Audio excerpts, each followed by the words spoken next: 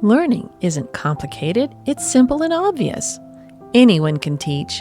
All it takes is love, understanding, patience, and enthusiasm.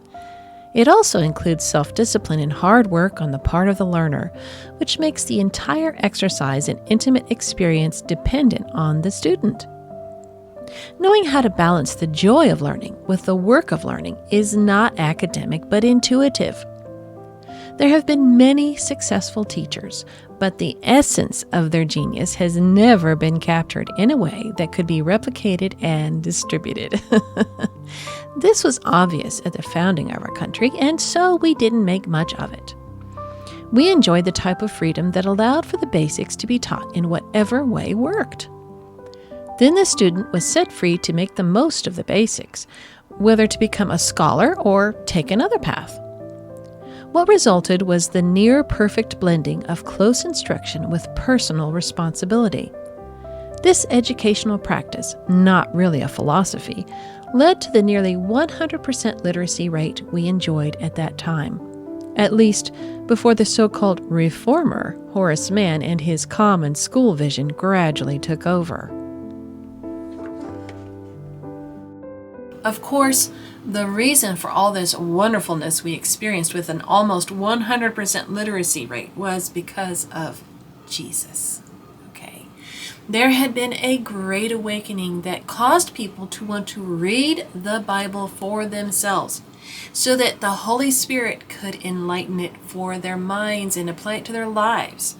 And so that's why people were so interested in making sure everyone read the Bible and they knew the basic precepts of the Word of God and of Christianity in general. Now, this also meant that the Bible was used as the main textbook, besides, the New England Primer and then Noah Webster's Blue-backed Speller. Okay. This meant even the least religious of the Founding Fathers were well acquainted with God's Word, as is reflected in their speeches and their correspondence. And you can actually read this stuff in their own words. And don't take my word for it. If you go to wallbuilders.com, and there are some other things online that will show you exactly what they wrote about the Lord, about the Bible, about how they saw the world through a biblical Christian lens. Okay. And then, after our founders were getting older, and shortly after the Second Great Awakening, two men arrived on the scene. Now, this was a little bit after Noah Webster was really active, who greatly affected education in the United States for the next century and beyond. And these two men were William Holmes McGuffey and Horace Mann. Now, both men were born within 2 years of each other, one in 1758 and the other in 1800. So they were not witnesses of the War of Independence, but they did hear the first-hand stories of that era from their parents and their grandparents, Both were concerned with the state of education, wanting to make sure it was available for all, both seeing it as a very important thing. Other than that, they were quite different in viewpoint and in practice. Now, if you are new to my channel, I am Sherry Hayes, yes, the very interesting mother of 15 children. Some would say I'm interesting because my 15 children made me that way. And now it's my joy to help mommies because I'm a mommy too. So when I speak on this channel, on these podcasts, I don't want to have any fluff here. I want something to be interesting and add to your life. And also, if you can find something else to do while I'm speaking, that will help, because then you'll be doing, two things at one time, killing two birds with one stone, as it were. So grab something to do, like, washing your TVs. No, I don't know. Do something interesting and listen as we dive into the good life in Jesus. Now, anyways, now we're going to have a tiny bit of history lesson at the start. This is because when you go searching for all these, I'm always talking about these terrific materials that were produced in the golden age of American education, okay?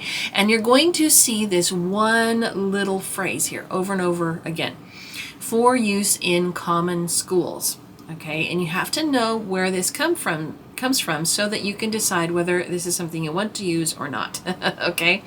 Now, if you wonder where this came from, we're going to talk about that. I hope to give you some insight that will help you keep away from twaddle so you can take advantage of the best and throw out the rest on the side, right? In order to do this, I must introduce you to one dubious, I'm going to talk a lot about Horace Mann, okay? Because you need to contrast this guy with McGuffey. You need to understand that a lot of things that were later built on his ideas probably aren't the best to use, even though they're in the golden age of, American education. So anyway, let's go on. Then I hope also that I can talk to you more about the McGuffey readers. Now, I might not get to the actual readers today. I know I keep saying I'm going to do that, but there's just so much to cover before I can feel good about, releasing you so that you can, be educated. Like that's what this whole thing is about, is educating ourselves so we can make better decisions, right? Okay. Anyway, now to the history lesson. Horace Mann, which I mentioned previously, was a crusader of sorts who thought it his responsibility to take care of everyone else's children for the good of society. Have you ever met someone like that? I think I've been someone like that before. It's bad. Some have labeled him a crusader, and upon his death, his wife considered him to be a martyr because of all the opposition he received. All right. Others still have considered him to be a worrisome meddler, and I agree with that one. Although he gave lip service to Christianity in the Bible, Mann's preoccupation was elsewhere. He was more interested in phrenology. That's Phrenology.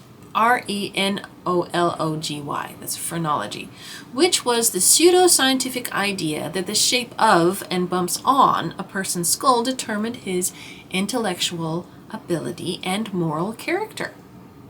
Now think how crazy that is. They believe that inside a brain is where, the scientific thought, quote unquote, of the day was that inside a person's brain is where everything, like as far as if he was going to be a thief or a murderer, or if he was going to be a good philanthropist kind of person, it was like the brain decided everything. And so if there was like an illness inside the person's brain, it would show up as like a bulging forehead or some bumps on their skull. And they actually mapped out the skull to show which part, like if there was a bump in a certain part, that's what it meant. Okay. As far as intelligence and everything. I know it sounds crazy, but let's go on. Okay. Okay, this was not a passing fancy. As Massachusetts Secretary of Education, Mann suggested the practice of phrenology be used in classrooms to determine which children should be taught well and which ones should be dumbed down. So he wanted to base what type of instruction a child received according to what bumps he had on his head. Yes. He also advocated for whole word instead of phonics-based reading instruction, partially based on the idea that insanity might be caused by reading too much. Yes, I know it's crazy. And you don't hear this. You won't hear this mainstream. But this is the truth. You can look it up yourself. All right. Now, he actually kind of wanted to slow down people from reading too much. Can you believe it? This practice has led to our current literacy crisis, because that whole word philosophy slowly was adopted in all the schools, and it's been used by and large. I know there's even today, it's still being taught, and anyway, it is a crisis. All right. It is important to note that Horace Mann faced fierce opposition while he was still alive, okay? The schoolmasters of the time spoke vehemently against his ideas, especially since he was so influenced by Europeans, namely the Prussians. These teachers felt so strongly they published a scathing pamphlet entitled, now get this title, it's crazy, Penitential Tears, or A Cry from the Dust by the 31 Prostrated and Pulverized by the Hand of Horace Mann. That's 31 schoolmasters in Boston, by the way. Here is just one excerpt from that pamphlet. This is what they said. And by the way, you can find this pamphlet online, and you can read it for yourself. It's quite interesting, and it's actually not written in so much education-ese. You can probably understand it better than a lot of things that I've read from that era. Okay, anyway, here's a quote. Education is a great concern. It has often been tampered with by vain theorists. It has suffered from the stupid folly and the delusive wisdom of its treacherous friends, and we hardly know which have injured it most. Our conviction is that it has much more to hope from the collected wisdom and common prudence of the community than from the suggestions of the individual. Locke injured it by his theories, and so did Rousseau. And so did Milton. All their plans were too splendid to be true. It is to be advanced by conceptions, neither soaring above the clouds nor groveling on the earth, but by those plain, gradual, productive, common sense improvements, which use may encourage and experience suggest.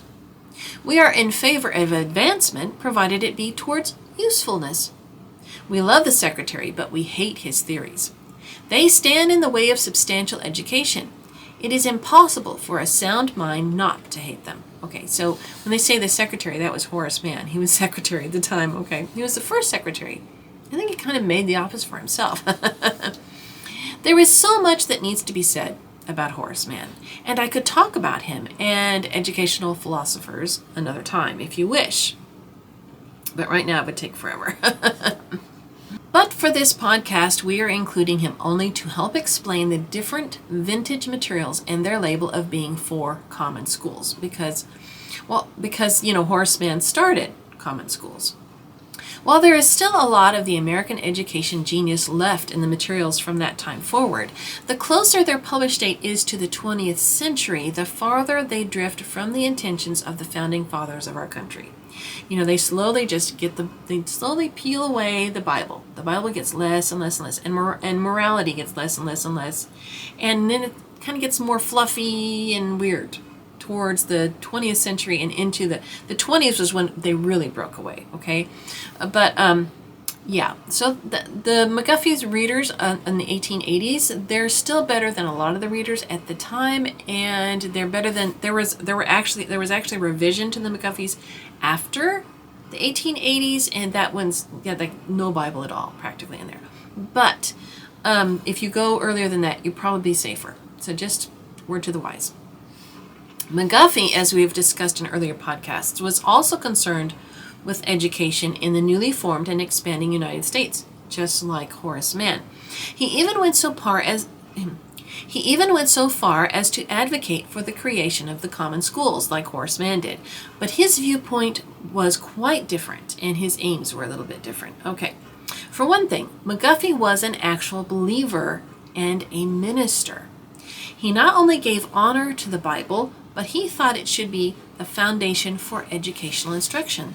He thought the whole thing should be the Bible, right?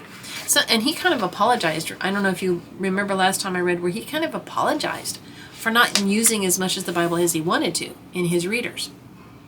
Also, when he composed his readers in the early 1830s, he didn't give a fig about educational philosophies. He wasn't interested in discussing what someone may have thought up in their heads. He wanted to focus on what worked.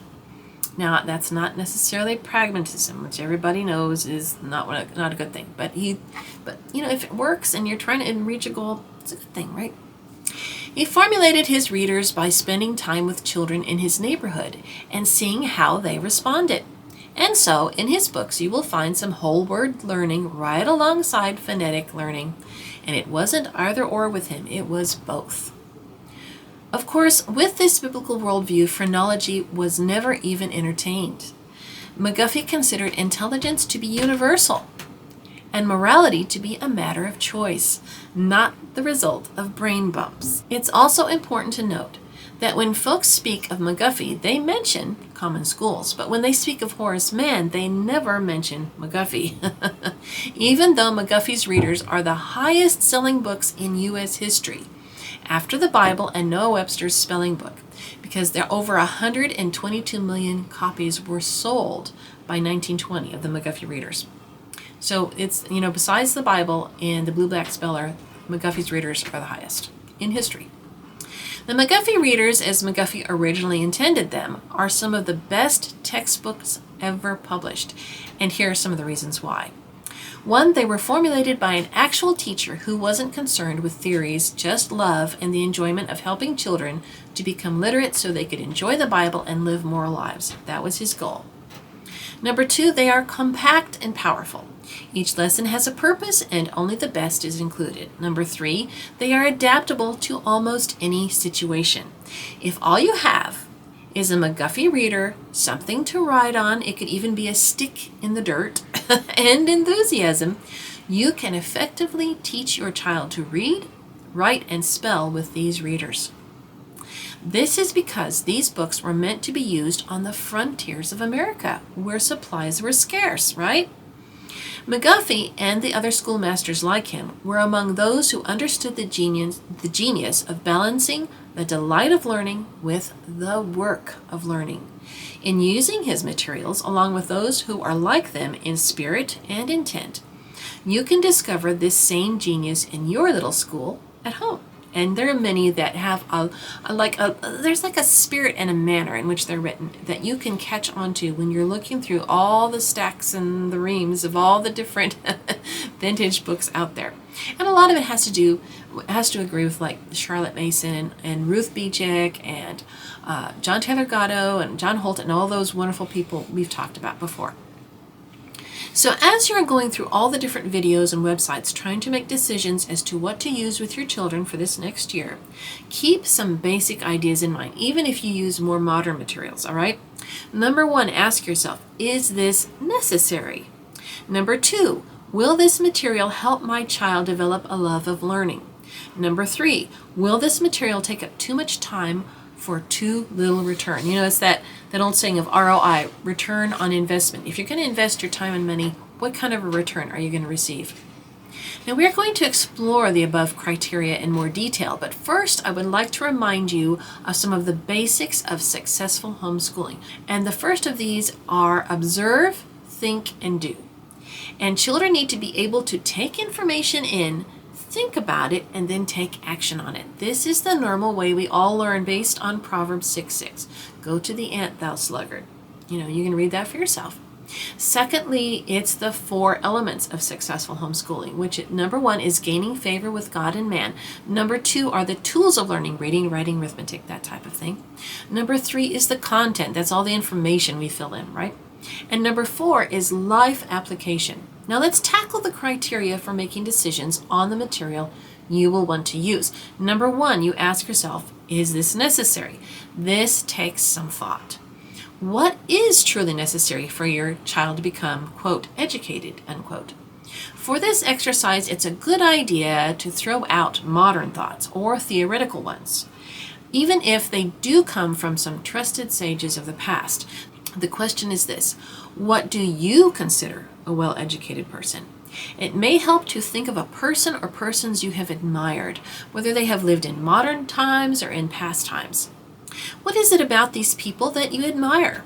What sorts of things did they learn which made them successful, lovable, or helpful to others? Now consider this. What sorts of values, skills, and information would your child need to become like those you admire? Now look at the materials you are considering for homeschooling. Do they contain or do they encourage the knowledge and character traits you are seeking? Sometimes not so much. Number 2, will this material help my child develop a love of learning?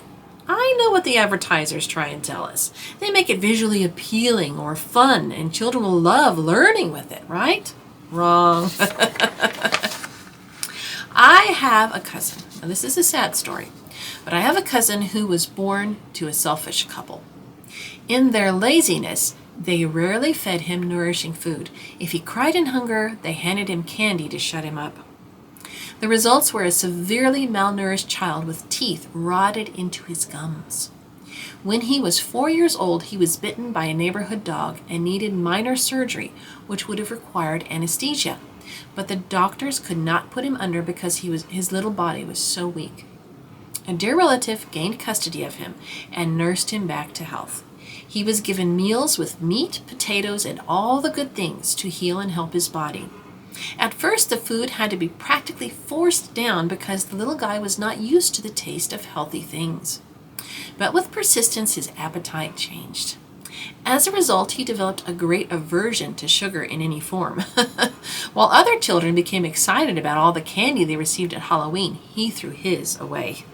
The point? When all we feed our children is educational candy, we are not nourishing their souls, and we are causing them great damage. Yes, it takes more work, both on the part of the teacher and the student, to take in nourishing food, but it is worth the effort. After enjoying the rich, delicious taste of roast beef education, our children will find it hard to settle for anything less and will actually crave it. So, get rid of the flashy and the fluffy and go for the meat. And this rule goes for the vintage and the modern as well. Number 3, will this material take up too much time for too little return? That's that ROI. Okay. Just because something is meaty doesn't mean it is well thought out. Both vintage and modern texts can meander around and include erroneous information which is not essential, as I am sure you have experienced in your own conventional schooling. Also, now remember all those hours we wasted when we didn't learn anything. Also, it's not so much whether the information is not essential to everyone, but is it essential to your particular child? For instance, if you are rearing a child who is destined to become a great athlete with amazing coordination and the ability to think and act quickly, do you really want to bog him down by teaching him things he is not interested in and will never be able to use? I'm thinking here like learning embroidery. I don't know. We had a dear friend who was an amazing minister and loved others deeply. Everywhere he went, people felt loved and wanted to be closer to Jesus. However, his father had built a lively drugstore business in a rural area in the Midwest, and his dream was that his son, our friend, would go to college to become a pharmacist to work in that drugstore to help the business, right? But our dear friend had a different calling on his life. When attending classes during the day, he would develop a huge headache. But after school time, when he was involved in Bible studies and preaching, his headache went away. Eventually, he quit school and became a full-time minister, much to the disappointment of his father, who never quite forgave him the rest of his life. But he was a blessing to so many others. So this takes careful consideration. We need to seek the Lord for leading and provision on this one. While we want to give our children a well-rounded education with a lot of things included, we also don't want to waste their time with unnecessary training and information. Also, the materials we choose must be with this in mind. If a curriculum or activity is filled with things a child is supposed to know, but may never again remember or use, we need to reconsider it. It's okay to say, no, I don't want to use this. You are the boss in your homeschool. Now, I know we all have like these standards we have to reach and everything, but there's all kinds of different ways you can go about that and still get it done according to the authorities, okay? It's not cheating, it's just being realistic. Now this, I think it's important here to reiterate the ideas which made early American education so great. Number 1, their emphasis on the Word of God. That was the number 1 thing that made it great. Number 2, their pragmatic approach versus the tendency to theorize education. They didn't theorize anything. They used what helped people to learn to read and read well. Now, the whole word thing was one of those theories that ruined everything, but it came later more for everybody. And most important, remember what we started with. Anyone can teach. It doesn't take an expert with a degree. It only takes someone with a heart to help another person gain skill and understanding. That's all. If you have clear goals, the right materials, and enthusiasm, you can teach your child successfully. So hope you enjoyed this one. Yes, I know. I need to make stacks of books that I have and show them to you. Wouldn't that be, I think I'm going to try to do that next time. Honestly, I promise. Also, if you're interested in hearing more about the Horace Mann kind of baloney, the common schools and the progressive movement and everything, we can do that sometime. But I know right now we're trying to make decisions for next year. So I didn't want to bog you down with too much of that, although I was having a lot of fun researching. So, as we are going on, let me do an unboxing next time, and I'll take the books that I've bound myself and I'll show those to you. And I'm going to share lots of websites and resources and all kinds of fun. Anyway, that's the plan. God willing. And don't forget my website where I have lots of freebies and good things to use as well. And with that, you have a wonderful day. Bye-bye.